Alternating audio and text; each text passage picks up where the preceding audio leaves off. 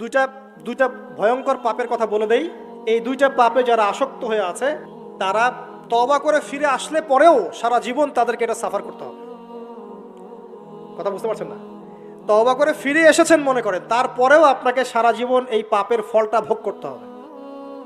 এক, মাদকদ্রব্য দীর্ঘদিন সেবন করেছেন, তওবা করেছেন, ফিরে এসেছেন, আল্লাহ হয়তো মাফ করে দিয়েছেন, আল্লাহ পাক মাফ করে দিয়েছেন, বাট আপনি আপনার দেহের যে ক্ষতিটা করে ফেলেছেন এটা পোষাতে পারবেন না।